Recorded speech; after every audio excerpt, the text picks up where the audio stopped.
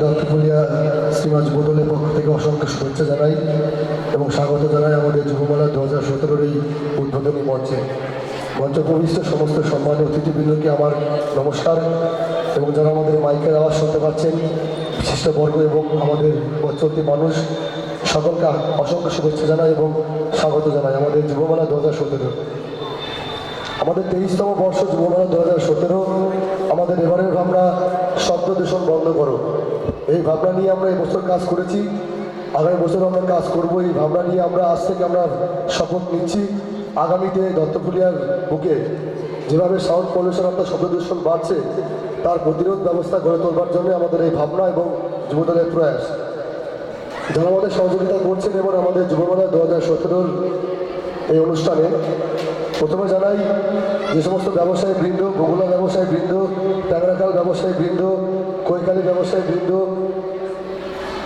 দত্তপুলিয়া ব্যবসায়ী বৃন্দ, পানিখালী ব্যবসায়ী বৃন্দ, সিদ্ধানী ব্যবসায়ী বৃন্দ ও নলডুবরি ব্যবসায়ী বৃন্দ সকলকে শুভেচ্ছা জানাই আমরা যুবদলের পক্ষ থেকে এবং অবশ্যই শুভেচ্ছা জানাই যারা আমাদেরকে সহযোগিতা করেছেন, বিভিন্ন সাহায্যের হাত বাড়িয়ে দিয়েছেন আর্থিক দিক থেকে।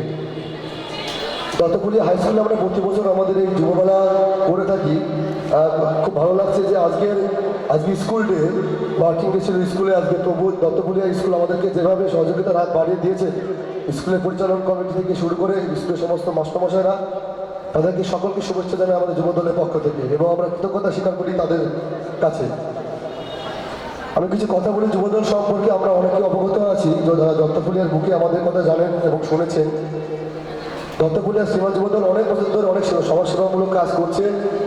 তারা বিভিন্ন বছর বিভিন্ন সময় বিভিন্ন ধরনের সমাজসেবামূলক কাজ করে গেছে, কাজ করছে। আমরা বাল্যবিবাহ নিয়ে কাজ করেছি। একটি নাটক বাল্যবিবাহ এবং শিশু পাচার একটি নাটক আমরা প্রতিমাটিকে আমরা প্রতিস্থাপনা করেছি, অনুষ্ঠিত করেছি। প্রায় 200টার উপরে শো হয়ে গেছে ইতিমধ্যে আমাদের। এবং আমরা জল অপচয় বন্ধ করো, সাউন্ড পলিউশন বন্ধ করো, বাল্যবিবাহ বন্ধ করো, শিশু পাচার বন্ধ করো, বিভিন্ন ইস্যু নিয়ে যে সমস্ত বিষয় আমাদের আজকের সমাজ ব্যবস্থায় আমাদের চোখে আঙুল দিয়ে দেখিয়ে দেয়, যে বিষয়গুলো আমাদেরকে নাড়িয়ে দেখিয়ে দেয়, যে বিষয়গুলো আমাদের পক্ষে খুবই খতরনাক এবং ক্ষতিকারক, সেই বিষয়গুলো নিয়ে দত্তপুলিয়া শ্রীমাজ যুবদল 22টা বছর ধরে কাজ করছে এবং এবছরও আমরা সেই কাজের ধারাবাহিকতাকে বজায় রাখবার জন্য আমরা শব্দ দূষণ বন্ধ করো এটাকে নিয়ে আমরা কাজ করছি।